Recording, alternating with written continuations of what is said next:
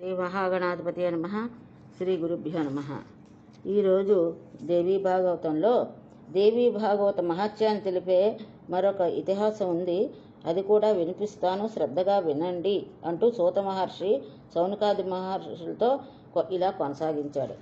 పూర్వకాలంలో ఒకప్పుడు అగస్త్య మహాముని లోపాముద్రతో కలిసి కైలాసానికి వెళ్ళి కుమారస్వామిని అభ్యర్థించి కథలు గాథలు అనేకం తెలుసుకున్నాడు. తీర్థ దాన వ్రతమహత్యాలు ఎన్నో షణ్ముఖుడు చెప్పగా విని ఆ వృద్ధ దంపతులు ఎంతగా ఆనందించారు. అయినా తృప్తి కలగలేదు. లోకహితం కోరి దేవీ భాగవతం గురించి, దాని మహిమ గురించి చెప్పమని అడిగారు. త్రిలోకజన్ని ఆ పురాణంలో కీర్తింపబడుతుంటే కదా, మాకు తెలియజెప్పవా అని అడిగారు. స్కందుడు ఆరంభించాడు. కుంభసంభవ అంటే అగస్త్య మహాముని. భాగవత మహత్యాన్ని విస్తరించి చెప్పాలంటే ఎవరి వల్ల అయ్యే పని కాదు. నువ్వు అడిగావు కనుక క్లుప్తంగా చెప్తాను. సచ్చిదానంద రూపిణి జగదంబిక భుక్తి ముక్తి ప్రదాయిని సాక్షాత్కరించేది దేవీ భాగవతంలోనే. అంచేత దేవీ భాగవతం అంటే దేవి వాన్మయ రూపం. దీని పఠన శ్రవణాలకు దుర్లభమైనది ఏదీ ఈ సృష్టిలో లేదు. వెనకటికి వివస్వంతునికి కొడుకు శ్రాద్ధదేవుడు అనే ఒక మహారాజు ఉన్నాడు. అతనికి ఎంతకాలానికి పిల్లలు కలగలేదు. మగబిడ్డ కలగాలని ఆకాంక్షించి వశిష్ఠుల వారి అనుమతితో ఒక పుత్రకామష్టి యాగం నిర్వహించాడు. అతడి భార్య శ్రద్ధాదేవి తనకు ఆడపిల్ల కావాలని ఆ విధంగా హోమం నిర్వహించమని అభ్యర్థించింది. హోత అలాగే హోమం చేశాడు. ఇష్టి పూర్తయింది. కొంతకాలానికి శ్రద్ధాదేవి గర్భం ధరించింది. ఆడపిల్లను ప్రసవించింది. ఇలాదేవి అని పేరు పెట్టారు. కానీ మహారాజు మనసు కలుక్కుమంది. మగపిల్లవాడు కావాలని సంకల్పించి ఇష్టి నిర్వహిస్తే ఆడపిల్ల పుట్టిందేమిటి గురోత్తమ? ఈ సంకల్ప వైషమ్యం ఎలా జరిగింది అని వశిష్ఠుల వారిని అడిగాడు. వ్యతిక్రమం ఎందుకు జరిగింది, ఎలా జరిగిందో చెప్పి ఇలాదేవి మగవాడుగా మారాలంటే ఈశ్వరుని ప్రార్థించమని సలహా చెప్పాడు వశిష్ఠుడు. శ్రాద్ధదేవుడు శివుణ్ణి ప్రార్థించాడు. శివానుగ్రహము గురువు అనుగ్రహం కలిసి ఇలాదేవి పురుషుడిగా మారిపోయింది. సుజ్యమునుడు అని వానికి నామకరణం చేశారు. ఆ రాకుమారుడు సకల విద్యలకు సముద్రుడయ్యాడు. యవ్వనంలో అడుగుపెట్టాడు. ఒకనాడు వేట కోసమని ఒక మహావనంలోకి అడుగుపెట్టారు. పరివారంతో కలిసి రథారూఢుడై అడవి నుంచి అడవికి పయనిస్తున్నాడు. మేరు పర్వతానికి చేరువలో ఉన్న ఒక వనం దగ్గరికి చేరుకున్నాడు. ఆ వనానికి ఒక చరిత్ర ఉంది. ఒకప్పుడు శివపార్వతులు అక్కడ క్రీడిస్తూ ఉండగా శివదర్శన లాలసులై మునులు తెలియక హఠాత్తుగా అక్కడికి ప్రవేశించారు. పార్వతి సిగ్గుపడిపోయింది. అది గ్రహించిన మునులు వెంటనే వెళ్ళిపోయి శ్రీహరిని శరణు వేడారు. కానీ పార్వతిని సముదాయించడం కోసమే శివుడు ఆ వనానికి ఒక శాపం ఇచ్చాడు. ఈ రోజు నుంచి ఈ వనంలోకి ప్రవేశించిన పురుషులు ఎవరైనా సరే స్త్రీలుగా మారిపోతారు అని కట్టడి చేశాడు. ఆ వృత్తాంతం తెలిసిన పురుషులు ఎవరు ఆ వనం దరిదాపుల్లోకి వెళ్ళరు. కానీ మన సుజుమ్నుడికి ఈ విషయం తెలియక ప్రవేశించడం ఏమిటి, తాను తన తోటివారు అందరూ స్త్రీలుగా మారిపోయారు. మగ గుర్రాలు కూడా ఆడగుర్రాలు అయిపోయి కారణం తెలియక నివ్వెరపోయారు. చేసేది లేక అలాగే ఆ అరణ్యాల్లో సంచరిస్తూ బుధుడి ఆశ్రమానికి చేరుకున్నారు. ఈ సుందరాంగిని చూసి బుధుడు మరలు కొన్నాడు. ఎవరి అందగత్త, ఉన్నత పయోధురాలు, దొండపండుల్లాంటి పెదవులు, మల్లెమొగ్గల్లాంటి పలువరుస, చంద్రబింబం లాంటి వదనం, పద్మం లాంటి కన్నులు. బుధుడికి మనస్సు అయింది. ఆ సుందరాంగి కూడా బుధుడిని చూసి అలాగే మన్మథభావాలకు లోనయింది. చంద్రుల్లా ఉన్నాడు ఎవరబ్బా ఈ అందగాడు అని అనుకుంది. చూపులు కలిసాయి, మనసులు కలిసాయి, తనువులు కలిసాయి. ఆ సోమనందుడి ఆశ్రమంలో కామసుఖాలు అనుభవిస్తూ చాలా కాలం ఉండిపోయింది. గర్భవతి అయింది. పురూరవసుడికి జన్మనిచ్చింది. కొంతకాలం గడిచింది. ఒకనాడు తన పూర్వరూపం, తన రాజ్యం, తల్లిదండ్రులు అన్నీ జ్ఞాపకం వచ్చి దుఃఖించి ఇంకా ఈ ఆశ్రమంలో ఉండలేక వెళ్ళిపోయింది. వెతుక్కుంటూ వెళ్ళి వశిష్ఠుడి ఆశ్రమం చేరుకుంది. తమ కులగురువుని చూడటంతో దుఃఖం పొంగి వచ్చింది. కాళ్ళ మీద పడి బలవలా విలపించింది. మళ్ళీ పురుషత్వం వచ్చేటట్టుగా అనుగ్రహించమని ప్రార్థించింది. వశిష్ఠుడు మంత్రశక్తితో జరిగిన వృత్తాంతం అంతా తెలుసుకున్నాడు. కైలాసానికి వెళ్ళాడు. శివుడిని అర్చించి ప్రసన్నం చేసుకున్నాడు. ఉబ్బులింగడు కదా అని భక్తిభావంతో ఇలా స్తుతించాడు. నమో నమః శివాయాస్తు శంకరాయ కపర్దినే గిరిజార్ధాంగ దేహాయ నమస్తే చంద్రమౌళియే మృడ కైలాసవాసి నీలకంఠ భుక్తి ముక్తి ప్రదాయక శివరూప శివ ప్రసన్న భయహారి వృషభవాహన శరణ్య పరమాత్మ, త్రిమూర్తి స్వరూప, దేవాదిదేవ, వరద, పురారి, యజ్ఞరూప, యజ్ఞఫలద, గంగాధర, సూర్యేందువహినిలోచన, నమో నమః నమో నమః. భోళాశంకరుడు ప్రత్యక్షమయ్యాడు. వృషభవాహనం మీద పార్వతీ సమేతుడై దర్శనం అనుగ్రహించాడు. వరం కోరుకోమన్నాడు. ఆడపిల్లగా జన్మించి మగపిల్లవాడుగా మారి ఇప్పుడు మళ్ళీ స్త్రీత్వం పొందిన ఇలాదేవి తిరిగి పురుషత్వం ప్రసాదించమని వశిష్ఠుడు అభ్యర్థించాడు. శివుడు ఆమోదించాడు. 1 నెల పురుషుడిగా 1 నెల స్త్రీగా ఉంటుందని అనుజ్ఞనిచ్చి శివుడు అంతర్ధానం అయ్యాడు. వశిష్ఠుడు అంతటితో సంతృప్తి చెందక జగదీశ్వరిని స్తుతించాడు. జయదేవి మహాదేవి భక్త అనుగ్రహకారిణి, జయ సర్వాసురారాజ్యే, జయ అనంత గుణాలయే. శరణాగత వత్సల, దుర్గా, దేవేశి, దుఃఖహంత్రి, దుష్ట దైత్య నిషూదిని, భక్తిగమ్య, మహామాయ, జగదంబిక, సంసార సాగరోత్తార పోతీభూత పదాంబుజ, త్రిమూర్తి సంసేవిత, చతుర్వర్గ ప్రదాయిని. నిన్ను స్తుతించాలంటే సమర్థుడెవడు? కేవలం భక్తితో నమస్కరించడం తప్ప. వశిష్ఠుడు స్తోత్రానికి జగదీశ్వరి ప్రసన్నురాలైంది. సుజ్యుమ్నుడి మందిరానికి వెళ్ళి భక్తితో నన్ను అర్చించు. నాకు అత్యంత ప్రీతికరమైనటువంటి దేవీ భాగవతాన్ని నవహోనియమంతో అతడికి వినిపించు. అది ముగిసేసరికి తిరిగి పురుషత్వాన్ని పొందుతాడు అని ఆజ్ఞాపించింది. వశిష్ఠుడు సంబరపడ్డాడు. ఆశ్రమాన్ని తిరిగి వచ్చాడు. దేవి ఆజ్ఞను వివరించాడు. ఆశ్వయుజ శుక్ల పక్షంలో దేవిని ఆరాధింపజేసి భాగవతం తానే పురాణ శ్రవణం చేయించాడు. సుజ్యమునుడు భక్తిగా విన్నాడు. వినిపించిన వశిష్ఠుడు అర్చించాడు. వెంటనే పురుషత్వం పొందాడు. రాజ్యానికి పట్టాభిషిక్తుడయ్యాడు. ప్రజారంజకంగా పరిపాలన సాగించాడు.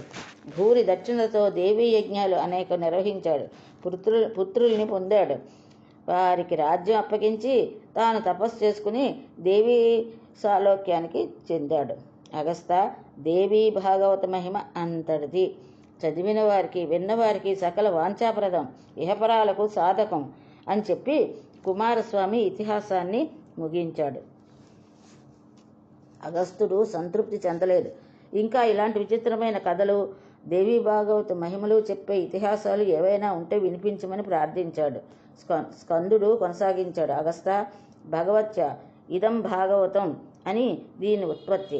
గాయత్రీ మహిమ విస్తారంగా వర్ణింపబడింది. అందుకని దీన్ని కూడా దేవీ భాగవతం అనే పేరు. బ్రహ్మ విష్ణు శివారాధ్య ఆ భగవతి. ఈ తల్లి మహిమను తెలియజెప్పే మరొక విచిత్రగాథ ఉంది, చెబుతాను వినండి. ఋతవాకు అనే ఒక మహర్షి ఉండేవాడు. అతనికి ధర్మపత్ని వల్ల ఒక కుమారుడు జన్మించాడు. రేవతి నక్షత్రయుక్తమైన గండాంతకాలంలో జన్మించాడు. ఋషి దంపతులు సంతోషించి జాతక కర్మాదులు యథావిధిగా జరిపించారు. కానీ కొడుకు పుట్టినప్పటి దగ్గర నుంచి ఆ తల్లిదండ్రులు అదివ్యాధి పీడితులైపోయారు. మంచం పట్టేశారు. కారణమా తెలియదు. ఒకవేళ ఈ పుత్రుడు పూర్వజన్మలో మహాపాపాలు చేశాడేమో, ఋషిపత్నుల శీలాభంగాదులు చేశాడేమో, ఆ మహాపాతకాలన్నీ మనని రోగాలుగా పట్టి పీడిస్తున్నాయేమో అని ఎంతగానో దిగులు పడ్డారు. అనుకున్నట్టుగానే కొడుకు ఎదిగి అలాగే తయారయ్యాడు. ఋషి దంపతుల దుఃఖానికి అంతు లేకపోయింది. కుపుత్రుడు వలన కలిగే కంటే అపుత్రుడుగా ఉండిపోవడమే మంచిది. స్వర్గానికి వెళ్తే తల్లిదండ్రుల్ని నరకాలలో పడదోస్తారు కుపుత్రులు. దుఃఖదాయకులు. వీరి వల్ల అయిన వారికి ఉపకారం లేదు, కాని వారికి అపకారం లేదు. ఇలాంటి కుపుత్రులు పుట్టకుండా ఉండడమే మంచిది. ఇల్లు సుపుత్రుడితో కళకళలాడడం ఎంతటి అదృష్టవంతులకో కదా. కుపుత్రుడి వల్ల వంశం, కుభార్య వల్ల జీవితం, కుభోజనం వల్ల దివసం, కుమిత్రుడి వల్ల సుఖం నశిస్తాయని పెద్దలు చెప్తారు. ఇలా దుఃఖిస్తూనే ఉన్నారు ఆ ఇద్దరు దంపతులు.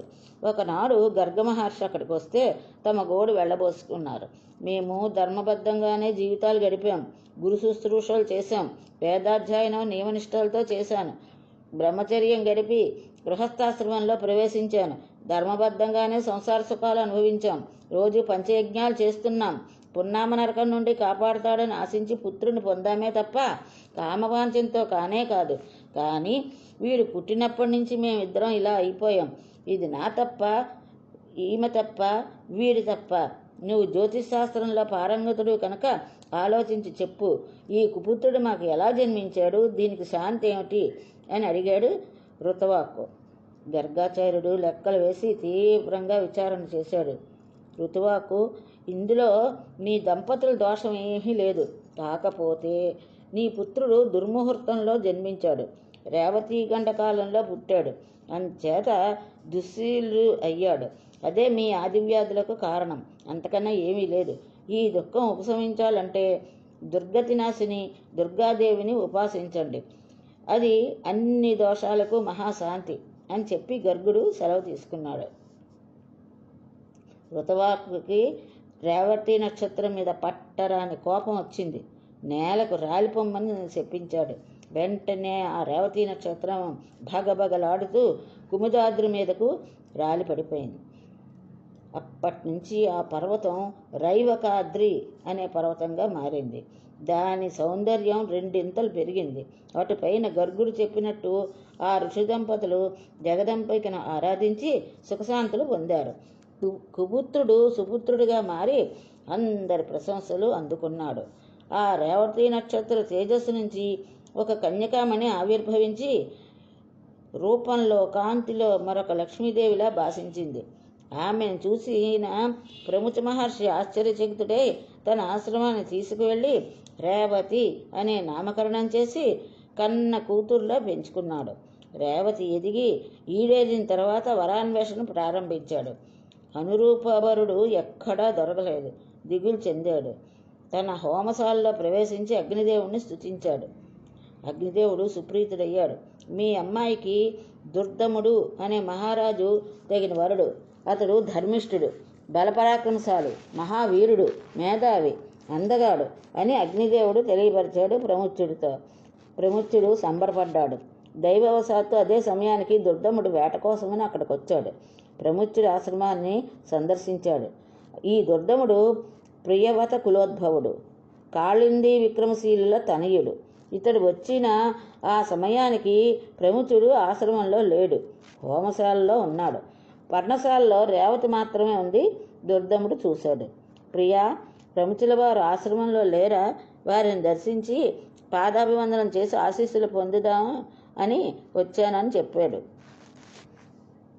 హోమశాలలో ఉన్నారు అంది రేవతి. దుర్దముడు హోమశాలకు వెళ్ళాడు. ద్వారంలో నిలబడ్డాడు. ప్రముచ్యుడు తలెత్తి చూశాడు. రాజలక్షణాలతో వినయ విధేయులతో విరాడుతున్న దుర్దముడిని చూసి ప్రముచ్యుడు అన్నాడు, ఆప్యాయంగా ఆహ్వానించి రాజు వచ్చి పాదాభివందనం చేసి నిలబడ్డాడు. ప్రముచ్యుడు శిష్యులను పిలిచి అర్ఘ్యపాదాదులు తెమ్మన్నాడు. చాలా కాలానికి వచ్చాడు మన మహారాజు, పైగా కాబోయే అల్లుడు అంటూ అతిథి సత్కారాలు జరిపాడు. సముచాసనం చూపించి కూర్చోమన్నాడు. కుశల ప్రశ్నలు వేశాడు. మహారాజా, నీ సైన్యము, కోసము, మిత్రబృందము కుశలమేనా? వృత్తులు, అమాత్యులు క్షేమమేనా? దేశము, రాజధాని సుభిక్షంగా సమృద్ధిగా ఉన్నాయా? నీకు అనామయమే కదా. నీ భార్య క్షేమం గురించి అడగను, ఎందుకంటే ఆ అమ్మాయి ఇక్కడే ఉంది కదా. తక్కిన వారి క్షేమ సమాచారాలు ఏమిటో చెప్పు. బ్రహ్మజ మహర్షి, అన్నీ కుశలమే, అందరూ క్షేమమే. అయితే నా భార్య ఇక్కడే ఉందంటున్నావు కదా, ఎవరావిడ? ఇది చాలా కుతూహలంగా ఉన్నది, చెప్పవు అన్నాడు దుర్దముడు. చిరంజీవి, దుర్దమ, రేవతి అనే అమ్మాయి పేరు.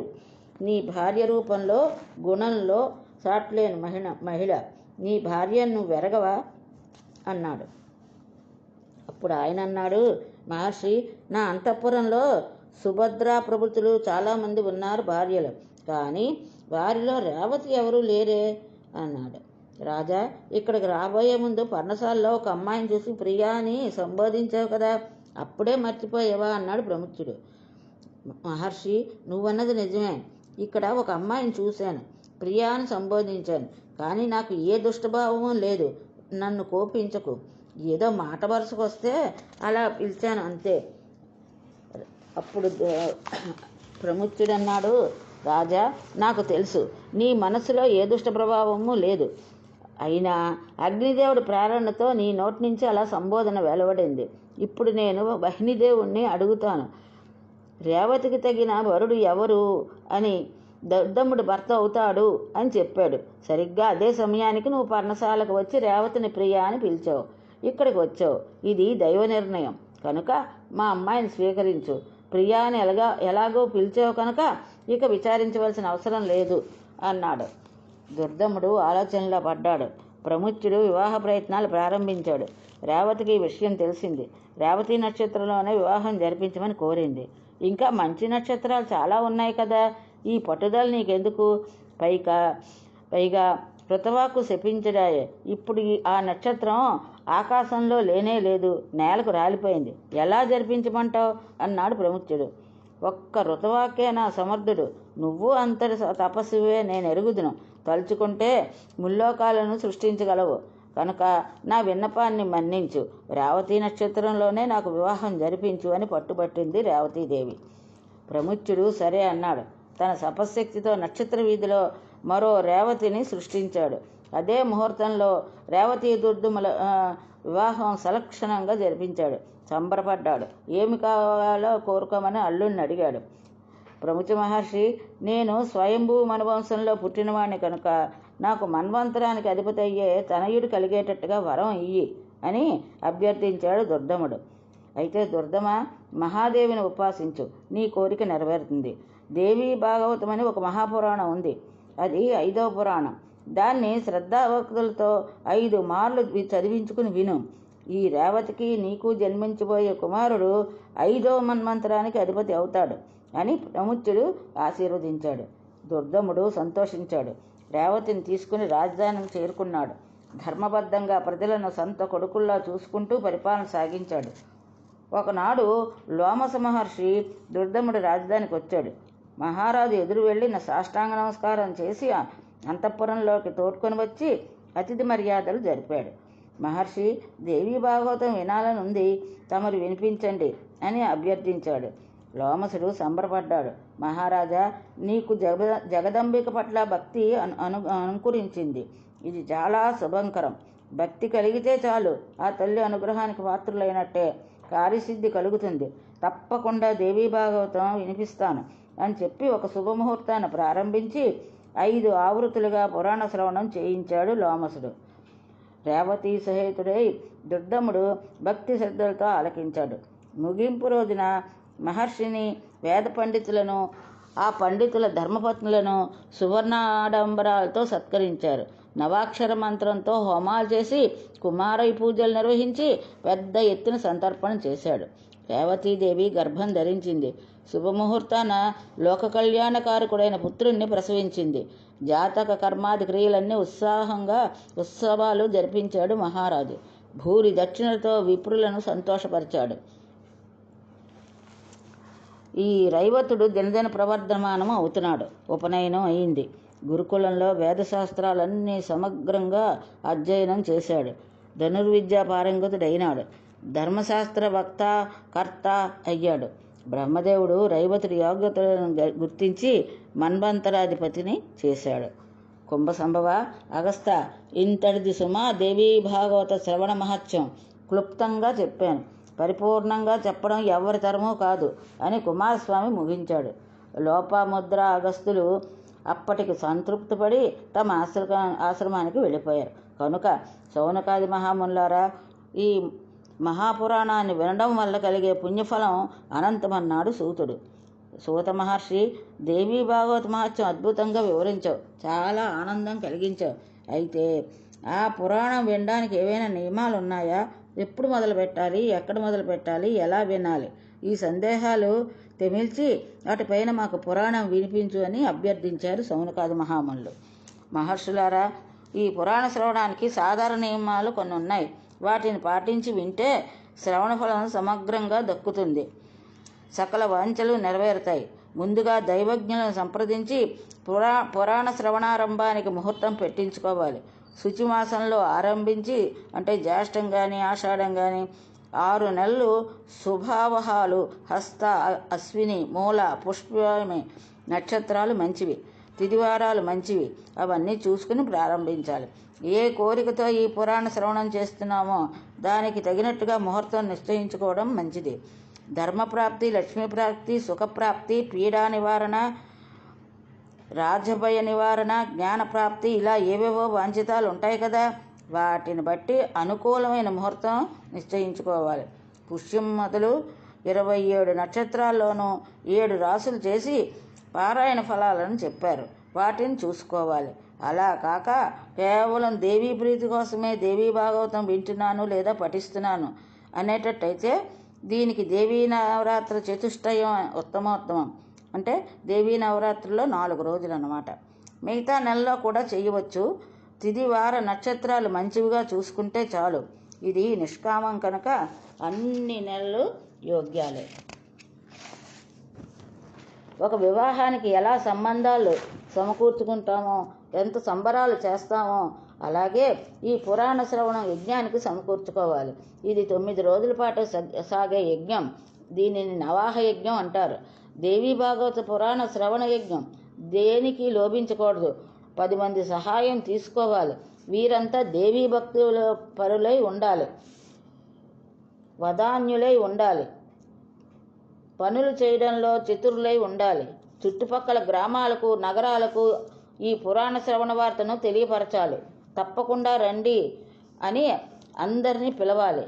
సౌరగాణపత్య, శైవ శాక్త వైష్ణవాది మతాను అనునోయులు అందరూ దీన్ని వినవచ్చు, పఠించవచ్చు. దేవీ భాగవత పీయూషం పంచుతున్నాం, రండి, వచ్చి భక్తి శ్రద్ధలతో ఆస్వాదించండి అని అందరినీ ఆహ్వానించాలి.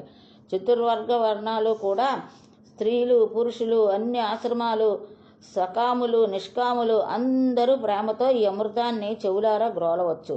9 రోజులు ఉండి విని వెళ్ళండి అని ఆప్యాయంగా సవినయంగా పిలవాలి. కుదరని వారు వీలైనన్ని రోజులు ఉండి విని వెళ్ళవచ్చు, మధ్యలో వచ్చి వినవచ్చు. వచ్చిన వారందరికీ బసవసతులు ఏర్పాటు చెయ్యాలి. విశాలమైన పందిరి వేసి చాందినీలు కట్టి అరటి బోధలతో, కొబ్బరాకులతో, మామిడి తోరణాలతో అలంకరణ చేయాలి. మనోహరంగా వేదిక నిర్మించాలి. దాని గోమయంతో అలికి ముగ్గులు పెట్టాలి. పందిరి అంతటా ఈ అలంకరణ చేయాలి. జెండాలు కట్టాలి. ఆ వేదిక మీద పౌరాణికుడు కూర్చునేందుకు వీలుగా సుఖాసనం ఏర్పాటు చెయ్యాలి. ఆయన తూర్పుముఖంగా కానీ ఉత్తరముఖంగా కానీ కూర్చునేందుకు వీలుగా ఉండాలి. శ్రోతలకు కూడా యథోచితంగా యథావకాశంగా ఆసనాలు వేయాలి. ఆడవారికి నేరుగా, మగవారికి వేరుగా కూర్చునే ఏర్పాటు ఉంచాలి. పౌరాణికుడు మంచి మాటగారై ఉండాలి, నిగ్రహం కలిగి ఉండాలి. దేవీ ఆరాధన తత్పరుడు, వివిధ పురాణ శాస్త్రాలు తెలిసినవాడు, మంచి కంఠం ఉన్నవాడు, దయాళుడు, నిస్పృహుడు, దక్షుడు, ధీరుడు అయి ఉండాలి. ఇన్ని లక్షణాలు ఉంటేనే అతడు ఉత్తమోత్తమ పౌరాణికుడు. శ్రోతలు కూడా బ్రహ్మణ్యులు, దేవతాభక్తులు, కథారస పరాయణులు, ఉదారులు, అలోలుపులు, నమ్రులు, హింసాది దుర్గుణ వివర్జితులు అయి ఉండాలి. పాషండులు, లుబ్ధులు, నాస్తికులు, దుశ్శీలులు, దుర్గుణులు, నిష్కర్షులు, క్రోధనులు, శివకేశకుల్లో భేదం పాటించేవారు ఈ పురాణం చెప్పడానికి కానీ వినడానికి కానీ పనికిరారు. ఇది దేవీ యజ్ఞం. ఈ మాట మాత్రం మర్చిపోకూడదు. పురాణ శ్రవణం జరుగుతున్నంతసేపు, పఠిస్తున్నప్పుడు అనేక సందేహాలు, సంశయాలు వస్తూ ఉంటాయి. వాటిని తీర్చడానికి వీలుగా సమర్థుడైన పండితుణ్ణి ఒకరు కానీ ఇద్దరు కానీ ఆహ్వానించి పౌరాణికుడి సన్నిధిలో కూర్చోబెట్టాలి. ఈయన సహాయకుడిగా వ్యవహరిస్తూ సందేహాలు తీర్చాలి. ప్రారంభ ముహూర్తానికి ముందు రోజునే వక్త, శ్రోతలు, శురకర్మాదులు చేయించుకోవాలి. అందరూ పురాణ శ్రవణ దీక్షను స్వీకరించాలి. తెల్లవారుజామునే లేచి కాలకృత్యాలు తీర్చుకుని స్నాన సంధ్యాలు ముగించి వినడానికి కూర్చోవాలి. ఈ 9 రోజులు వీటిని క్లుప్తంగా ముగించుకోవచ్చు. కథాశ్రవణ యోగ్యత సిద్ధి కోసం యథాశక్తిగా గోదానాలు చేయడం మంచిది. నిర్విఘ్న పరిసమాప్తిని కాంక్షిస్తూ ముందుగా గణపతిని పూజించాలి. కలశస్థాపన చేసి అర్చించడం, వటుక, క్షేత్రపాల, యోగిని, మాతృక, తులసి, గ్రహ, హరి, హరాదులను పూజించడం యథావిధిగా చేస్తే విశేష ఫలితాలు ఉంటాయి. నవాక్షర మంత్రంతో జగదంబికను అర్చించాలి. శ్రీమద్ దేవీ భాగవత పుస్తకాన్ని సకల లోపాపచారాలతో పూజించాలి. ఇది ఆ పరాశక్తికి వాగ్రూపమూర్తి, శోభనాక్షర విరాజితం కనుక గ్రంథ పూజ చేయాలి. విఘ్నోపశాంతి కోసం 5 బ్రాహ్మణులను నియమించి 9 రోజుల పాటు నిత్యం నవాక్షరీ మంత్రం జపించాలి. సప్తశతీ స్తవం పారాయణ చేయించాలి. ఏ రోజుకు ఆ రోజు పురాణ శ్రవణానికి ఆరంభంలోనూ ముగింపులోనూ ప్రదర్శన నమస్కారాలు చేసి జగదంబికను స్తుతించాలి. కాత్యాయని మహామాయే భవానీ భువనేశ్వరి సంసార సాగరే మగ్నం మాముద్దర కృపామయే బ్రహ్మ విష్ణు శివారాధ్యే ప్రసాదం జగదంబికే మనోఖిలశితం దేవి వరం దేహి నమోస్తుతే. పౌరాణికుడంటే సాక్షాత్తు వ్యాసుడు కనుక వ్యాసబుద్ధితో అతన్ని సత్కరించాలి. పుష్పమాలాంకార వస్త్రాదులు సమర్పించి సర్వశాస్త్ర ఇతిహాసాజ్ఞ వ్యాసరూప కథా చంద్రోదయంతో మా అంతరంగాల్లో ఉన్న చీకటిని తొలగించు అని ప్రార్థిస్తూ నమస్కరించాలి. ఇలా నిత్యము ప్రార్థిస్తూ 9 రోజుల పాటు ఏకాగ్రచిత్రంతో నియతాత్మలై ఇల్లు వాకిలి వ్యాపారాలు బాధరాబందీలన్నీ మర్చిపోయి శ్రద్ధగా పురాణ శ్రవణం చెయ్యాలి.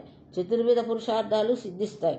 సూర్యోదయంతో ప్రారంభించి సూర్యాస్తమయానికి కొంచెం ముందు వరకు పురాణ శ్రవణం జరగాలి. మధ్యాహ్నం కాసేపు విశ్రాంతి తీసుకోవచ్చు. ఈ 9 రోజులు కేవలం సాత్వికాహారం అతి మితంగానే తీసుకోవాలి, లఘువుగా తీసుకోవాలి. లేకపోతే మధ్య మధ్యలోకి లేచి వెళ్ళి రావడం వంటి ఇబ్బందులు కలుగుతాయి. ఒంటిపూట భోజనం ఉత్తమం, హవిష్యాన్నమే తినడం ఉత్తమోత్తమం. లేదంటే పాలు పళ్ళు నేతి వంటలు ఇంకా మంచివి. ఏమైనా కథావిఘ్నం జరగకుండా విచక్షణలై ఏది తీసుకోవాలో ఎంత తీసుకోవాలో ఎవరికి వారే నిర్ణయించుకోవడం సమంజసం. 9 రోజులు బ్రహ్మచర్యం పాటిస్తూ నేలపైనే పరుంటూ ఆకుల్లో తింటూ సత్యవాగ్మయంతో ఇంద్రియ నిగ్రహంతో కథాశ్రవణం చెయ్యాలి. ఆరోగ్య దృష్టితోటి ఇంద్రియ నిగ్రహ దృష్టితోటి ఈ రోజుల్లో తినకూడని పదార్థాలు కాయగూరలు కొన్ని ఉన్నాయి. వాటిని తెలుసుకుని పరిహరించాలి. చద్దిని కానీ భావదృష్టమైన దాన్ని కానీ తినకూడదు. మధ్య మాంసాలు పూర్తిగా పరిత్యజించాలి. అరిషడ్వర్గాలకు దుష్టులకు దూరంగా ఉండాలి. అయోగ్యులతో సంభాషించకూడదు. యోగ్యులను నిందించకూడదు. సాధ్యమైనంత వరకు ఈ 9 రోజులు మౌనం పాటించడం చాలా మంచిది. వినయము, రుజువర్తన, శౌచము, దయాగుణము, మితభాషణము, ఔదార్యము పాటించాలి. రోగులు, భయార్తులు, ధనార్థులు, పుత్రార్థులు ఇంకా అధిక భక్తితో వినాలి. పిల్లలు కలగని వారు, కలిగిన శిశువులు మరణించేవారు, గర్భస్రావాలు జరిగేవారు ఈ కథాశ్రవణం వ్రతం చేపట్టి వింటే సత్ఫలితాలు ఉంటాయి.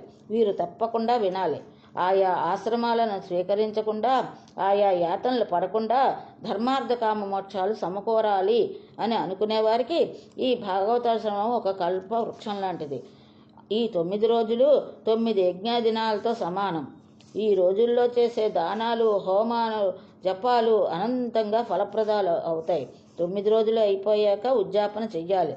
మహాష్టమి వ్రతానికి ఎలా చేస్తారో అలాగా ఇది ఫలం కోరేవారు చేయవలసిన పని. కోరిన ఫలం దక్కుతుంది. నిష్కామంగా విన్నవారికి ముక్తి లభిస్తుంది. అందుకనే భగవతిని భోగ మోక్షప్రద అనడం. నిత్యము వక్తకు పుస్తకానికి పూజ చెయ్యాలి.